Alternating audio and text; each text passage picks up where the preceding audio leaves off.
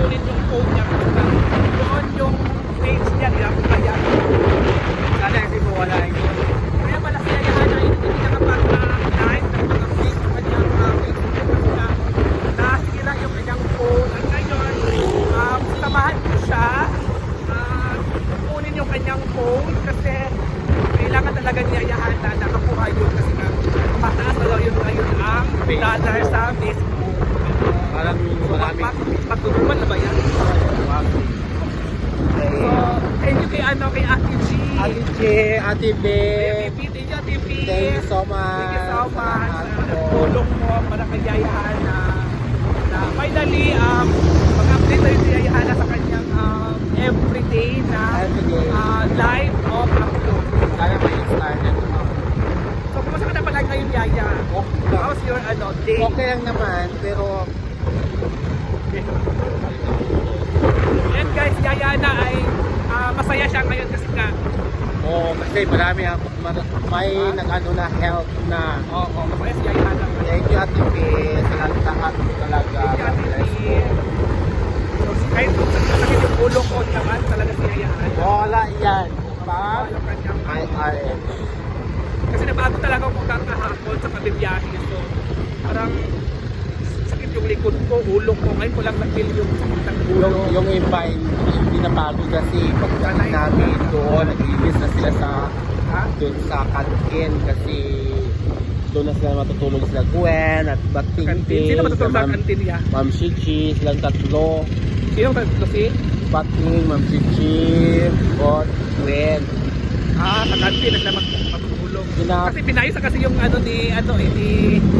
ni Brenda kanyang kantin, ginawa ng kwarto kasi nga para may silbi din naman yung kantin. So doon matutulog si Ma'am Gigi at saka I-evict Gwen na at po saka si yung mga Bating. tao doon sa taas.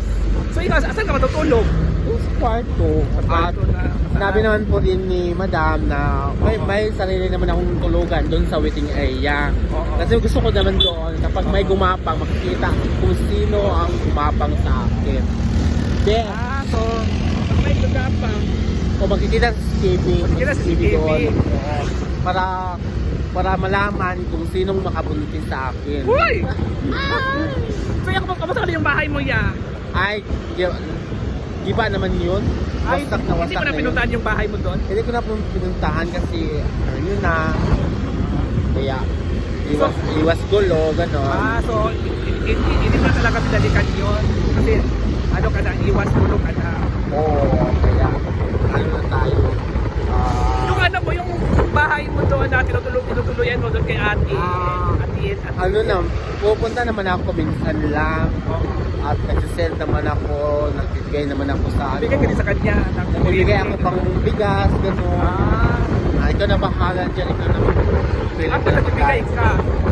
Ano sabi sa'yo ni ate? Sabi naman ni ate, kailangan ko na. Hindi na, punta ka na lang doon, dyan.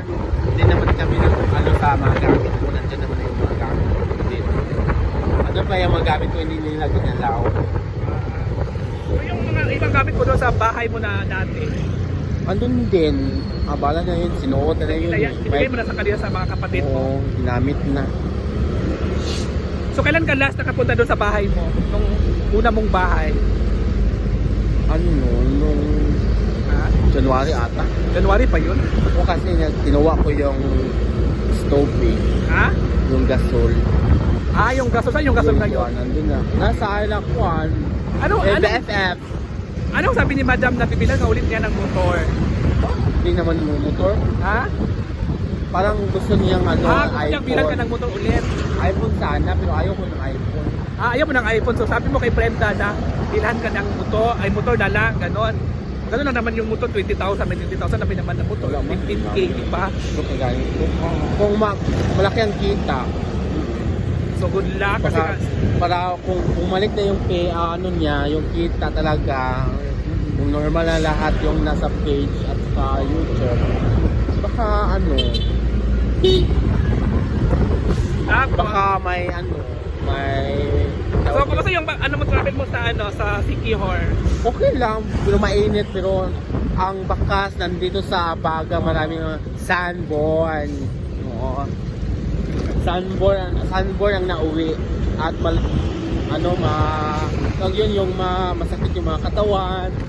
Yung iba, hindi parang walang masakit sa kanila kasi pag uwi, naglilinis pa sila hanggang gabi kahapon. No, ako naman doon, natulog na ako. Yung iba nagpamassage na. Ay, iba. Oo. La Ma'am Gigi, nagpamassage. At si Britney at saka si iba nagpamassage. Ako hindi pa, parang nawala. Kasi Ikaw, bakit hindi ka nagpapasal? itulog mo na lang yan, tapos mawawala din. So yan lang muna mga mamshi. So nandito na kami sa nahalitan. Kunin namin yung cellphone ni Yaya Hana. So yan na po. Thank you so much. Bye! Bye! Yan na. So kunin na namin yung phone. Hindi ka nagpayo yan. Yun lang Bakit nagpag-ayos ng phone niya. So dito na kami guys. Meron pa si Isla din. See? Dito pala siya nagpaayos Yaya ng phone. Finally, makukuha na po niya yung phone niya. Pipi! Okay. So dito, hintayin muna namin. Yes! Kuwate, thank you so much, Evet. Yung tagal ko nakuha. Ilang buwan ba yan? Hindi naman na isang buwan. 2 linggo ata na. Isang linggo pa ata. Na. Mo ba? Kaya lang napadaan. So hindi pa pakuha ang phone mo. Bukas pa daw. So binayaran na yan, yayahan na yung ano. Nag-down mga photo. Hi. Guys, so hindi mo na makukuha yung phone ni Yaya. Bukas na daw makukuha niya. So binayaran na niya yung yung phone niya at bukas ng alauna babalikan daw niya sabi ng shop. So good luck Yaya. Thank you so much kay Ate B. So mag-explain ka muna kay Ate B. Anong explain mo kay Ate B nga ang phone mo hindi Hindi ko pa makuha pero nabigay ko na yung cash. Tapos bukas pa daw nakipunin. Pero wala naman siyang may sukli sana. Muna niya discount. Ayan, dahil kami lang ni Mama, luluto ako ng lakonya or nilagang baboy kasi kami lang ni Mama dito eh. So ayan, thank you Ate Rhea Wears sa kanyang ulam na binigay. Binigay ko ni Ate Rhea. Magsasabaw ako ngayon. Kasi naglalaba si Mama eh. Ayan, naglaba. Lulutuan ko si Mother kasi dalawa lang kami dito eh. Diba? Isang ating lulutuin kasi nga kami lang naman dalawa ni Mama dito sa bahay. So hinati ko yung karne kasi nga bukas ay magluluto pa kami bukas. So diba? So magluluto na ako guys.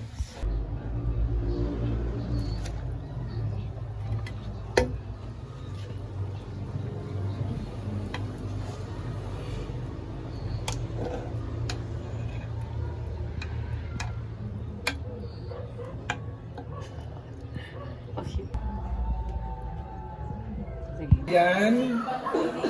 So kay Mother. Sige, muna kay Mother, guys.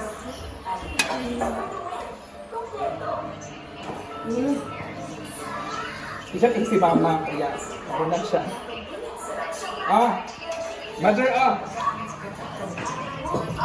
Kakain na kami, guys. Ayan, kakain na kami. Thank you. Ano ba? Ayan si Mama. Hello everyone! Kakain na po tayo. Kami lang po ni Mama dito sa bahay kasi kasi wala si Papa. Asan si Papa, Ma?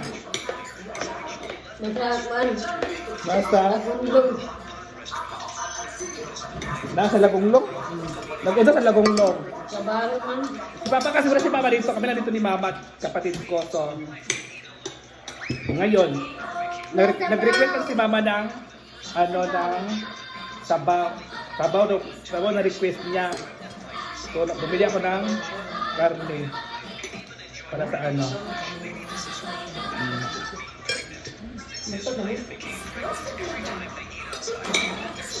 Kain tayo. Ay, kapag may sa pinamitay panganain. Ay, kapag Hmm? patubag.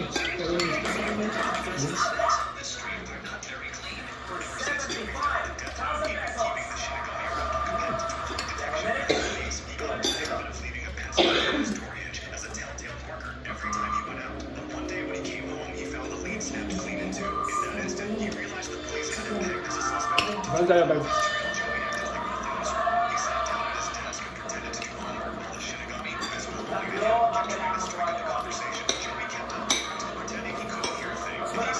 Ikaw bumili. Hmm? Ikaw yun.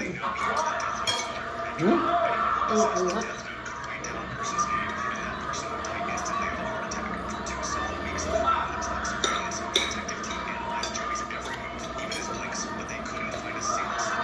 Ay, hindi ko gatawin pagkain. Okay.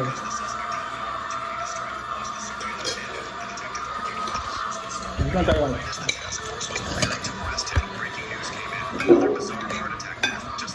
Ayaw kasi ni mama may kamera eh. So sabi niya,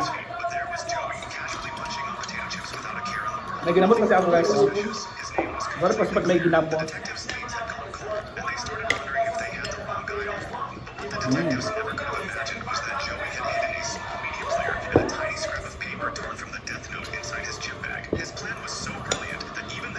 Standing right there was stunned once it all clicked. Without hard evidence, the police had no choice but to remove Joey from their suspect list for now. Even the Shinigami was starting to find this whole thing entertaining. He hadn't expected his current owner to be this sharp. Follow me to catch the next thrilling segment of this story.